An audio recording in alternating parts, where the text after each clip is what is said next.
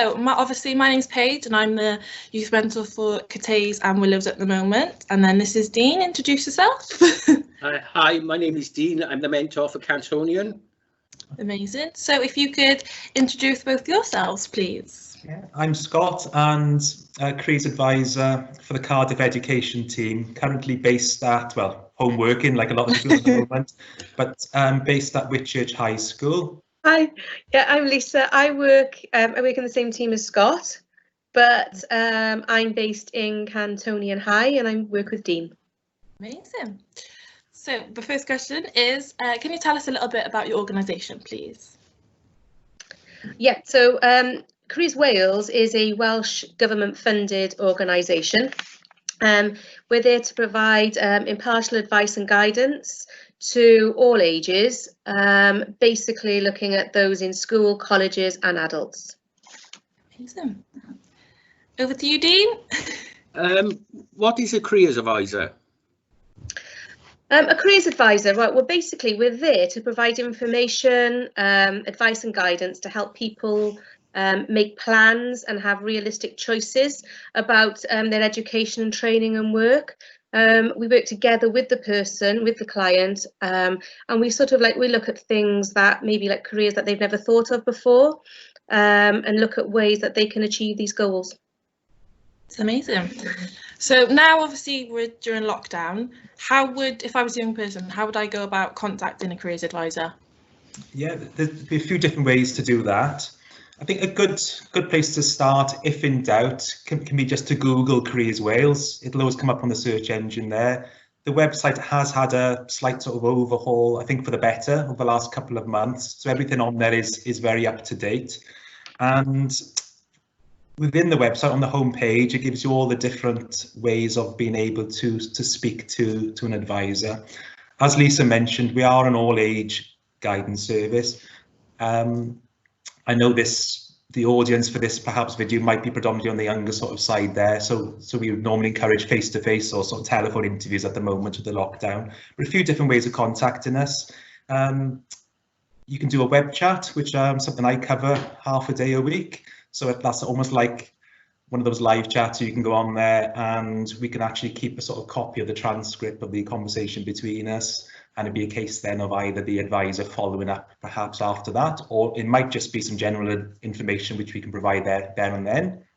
We can also arrange, if we feel that perhaps it would be better to have a slightly more in-depth conversation, we can call somebody back.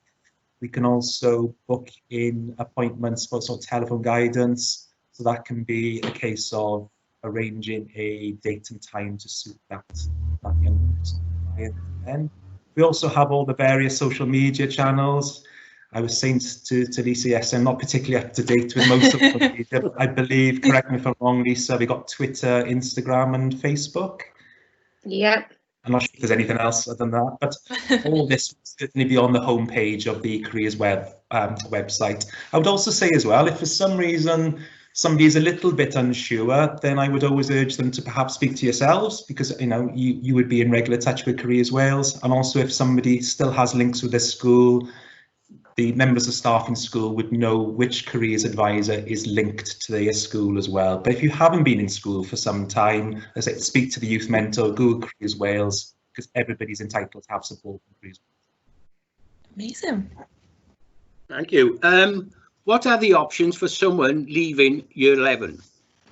Yeah, I've just made a couple of notes here, so if I'm just looking slightly, so I'm referring to my notes.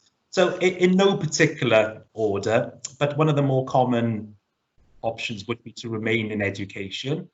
And normally for young people, the main options would be to go to a college or sixth form for that. And the main options within SYN in education would be to do either academic or vocational subjects. And also with college and sixth form, something important to remember is you can apply to more than one sixth form college. Yes, you have to make a final decision, of course, not towards the end of August. The good thing about that is it improves your chances of securing a place because you've got more applications. And also it does sometimes give you time to change your mind. I don't think changing your mind is a bad thing or a weakness or anything like that. It just gives you more sort of wiggle room to maybe apply. You'll be speaking to the people from the college or sixth form for your interviews, and I think that just gives you longer to make that really good decision. You've also got options which are more work-based, and apprenticeships enable you to earn while you actually learn. So with an apprenticeship, you're normally placed with an employer, learning from experienced qualified members of staff, and then quite often it could be half a day, 1 day a week, or it could even be, for perhaps less common, is maybe things like weekly release to a college or a training centre where you might do your theory, or there might be certain parts of work that you do away from the actual employer there. Traineeships are another option. They're for 16 to 18-year-olds, and think of them more like a stepping stone possibly to an apprenticeship, in that it gives 16 to 18-year-olds a chance to try out tasters. In other words, a chance to try out your ideas before making that final decision. With tasters, you can often try up to 3 of them. And just use an example, if somebody's interested in, say, construction, car mechanics and animal care, they might give you a few weeks of trying all the different options out. And like any other decision making, the more information you have, you normally make better decisions. Barriers of confidence or things like that. With traineeships, they will work with you to get to such a place that you're ready then to place for that employer. So again, for young people, please don't think of, barriers are just there for hopefully to help you sort of overcome there. And with regards to some of the other options, there's something called Jobs Growth Wales. Lots of information on this again on the homepage of the Careers Wales website. That's 6 months paid work experience. There's no guarantee that will turn into a job at the end of it, but if you think of 6 months work experience on your CV, when you have interviews, how you can talk about that, you will have earned a wage as well. So that could be something quite good, maybe instead of an apprenticeship. And there are also options of getting a job and self-employment, which again, Careers Wales can support you to look at that. There is one other option, volunteering, which would be could be helping out with an organisation, an employer for free normally. You might get expenses for that. I tend to think with volunteering it's really, really valuable, and I know most of us have probably done volunteering at some stage. I tend to think with volunteering it's often good to do that with some of the options I've already mentioned as well, because volunteering can just be a couple of hours a week. So I think I've covered everything there. I think you have. Yeah.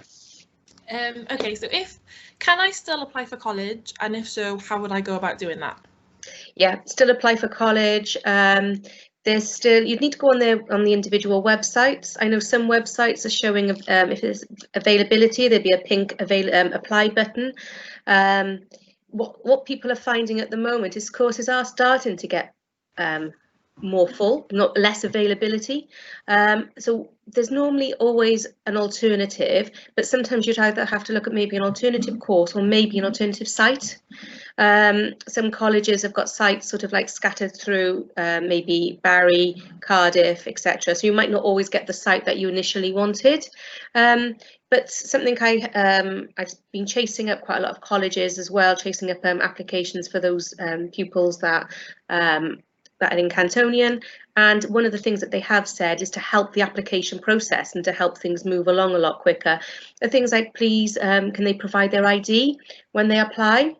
And also they're going to need their predicted grades. So the predicted grades, they would sort of like have an idea of what they'd be achieving in the summer if they had been doing exams.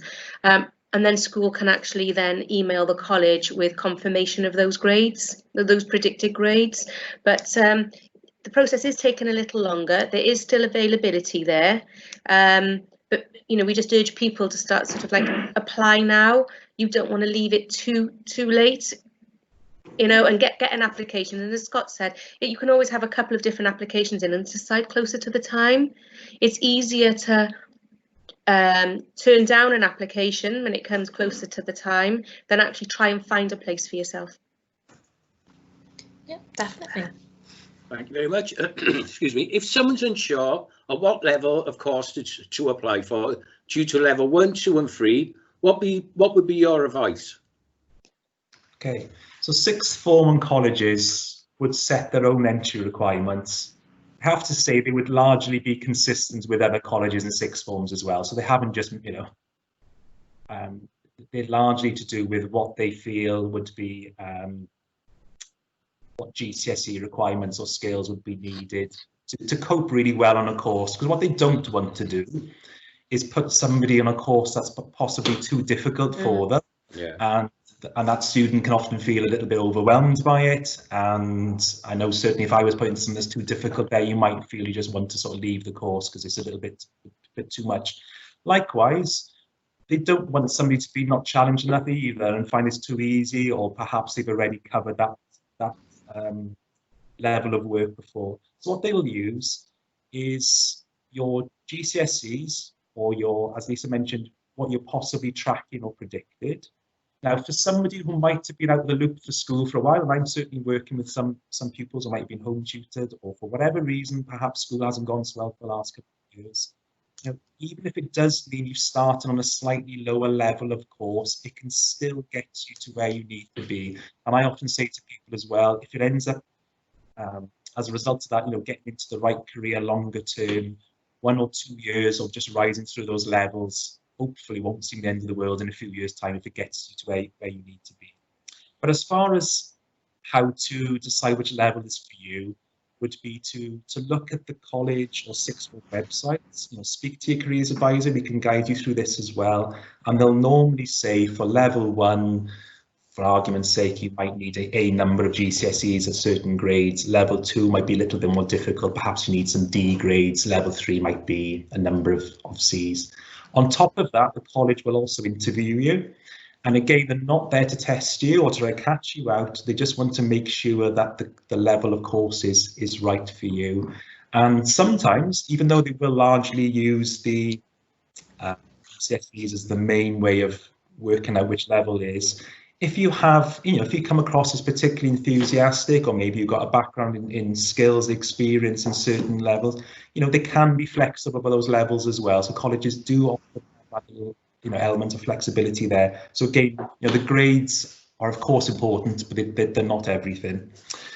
When you're actually enrolled then, because nobody knows the GCSEs up until sort of August, if you've done better in your exams, you've got better grades, they can always move you up a level then from whatever was decided. Or of course, if somebody hasn't done quite so well, they might decide to use that flexibility and still keep you on that level, or they might ask you just to perhaps drop a level, maybe go down to level 1 or 2. But it really is important to think you can move through those levels then, you know, keep your attendance up and do well, and you can move up. Right to Careers Wales, it's something that I know Lisa and I do on a daily basis at the moment. We're constantly liaising with colleges about this. We don't pretend to know exactly what the course may be looking for. If somebody studied perhaps a BTEC or a GCSE in school, they might already have a qualification, so they might be able to go up a level. All those sorts of things, we'd be more than happy to liaise with the college on that young person's behalf, just to make sure that the level is right for them. Amazing. Thank you. Where could I go if I wanted to find out information about jobs and apprenticeships? Right, so I think what's important is to remember that, you know, apprenticeships now are not just about those finishing like year 11, because there's degree apprenticeships as well. Those that you would need your A levels or BTECs for.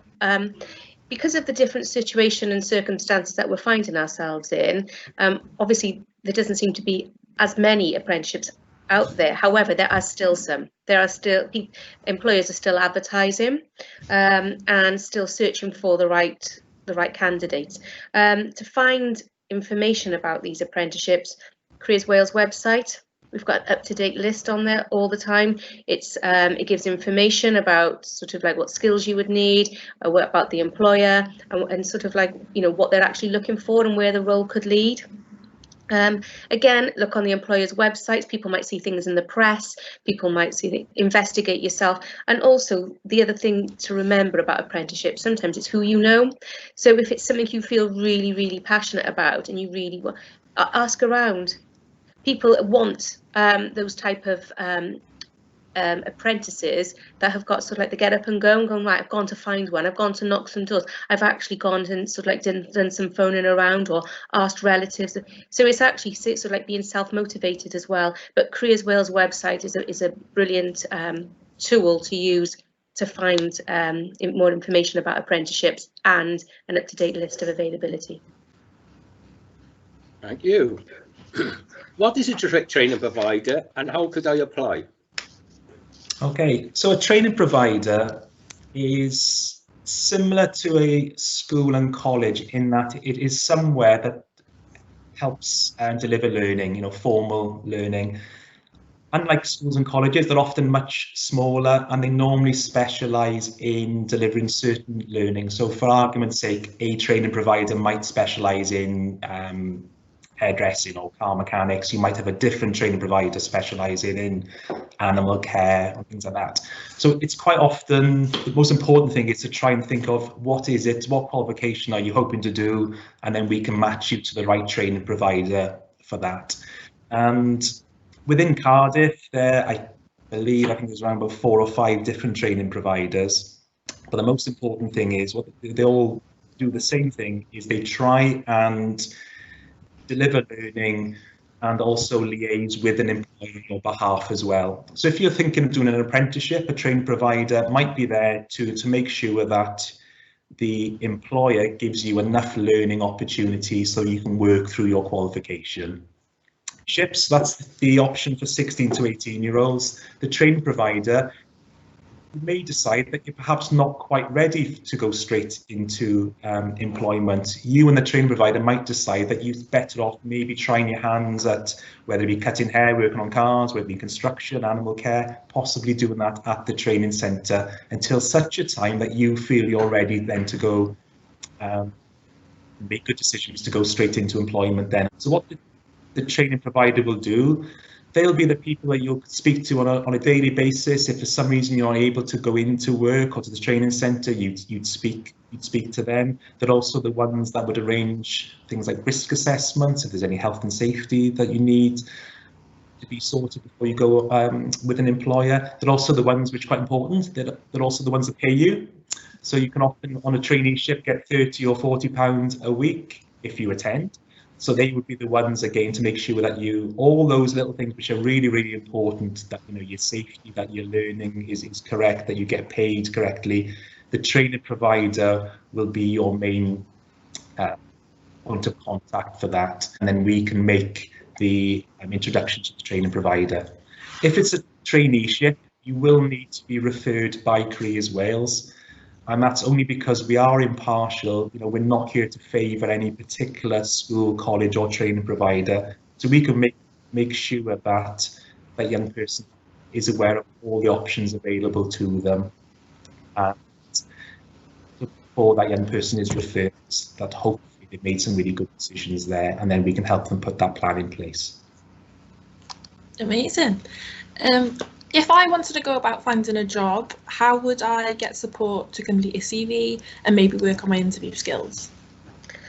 Right, so in Careers Wales, we could say our website as well is really, really useful. I know I've referred back to this before, but we have got templates on there for CVs. Some pupils that I've worked with, I've shown them the templates and they've managed to do really good CVs and send them off, and especially during lockdown now, looking for part-time jobs, etc. So these templates are really useful. It's not just one template, there's several, so it'll suit the style that you want to write in as well. Our website have got lots of videos and things on there about what's a good interview look like, what does a bad interview look like, and also examples of interview questions so people can go through them and prepare their answers. We've also got colleagues within Careers Wales that we can refer pupils over to, and they specialise in these areas, and they can give them more time and maybe go through what they've already produced, their CVs, and break things down if they're looking, they're seriously looking for jobs, and they can also do some interview techniques with them as well. Amazing. Thank you. What would be your best tips for when you go in for an interview? I have here to describe as really as an exchange of information between two people. So whether that's the college, it could be a training provider, it could be an employer, and that person, the applicant.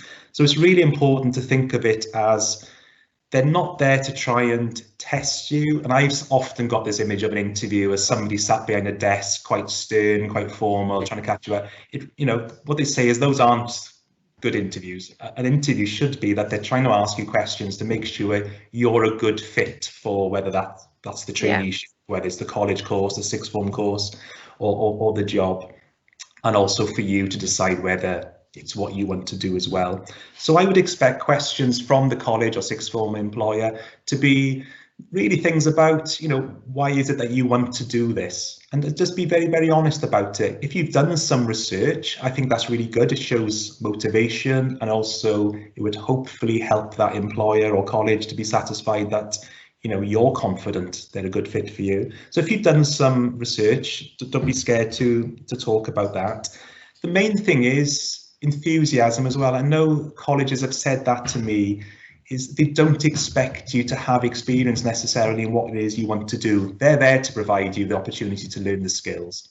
But if you've, you know, if somebody wants to do a hairdressing course and they like cutting hair, or family and friends, don't be scared to tell a college that. It's not, it's, you know, it's important. College would much rather that if it's a case of if somebody helps their, I know somebody said to me that, you know, they help their grandfather out with DIY or whatever. That's the type of thing to tell a construction sort of tutor in college. They just want to know that, you know, these courses last a number of months or years. They want to know that the enthusiasm's there to make sure that that sort of carries you through. You're not supposed to be the finished article at the interview, you know, all that's to come.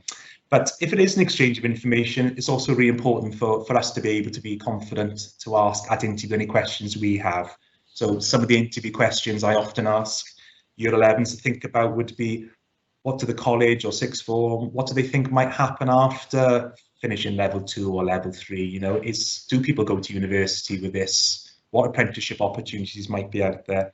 It's your chance to ask sort of questions as well. And even though I don't think you have to ask questions, you know, pretty confident there'll probably be something you'd like to know about it. So again, you know, speak to your advisor, speak to your youth mentor, try and work out, you know, are there a couple of good questions that would work quite well there.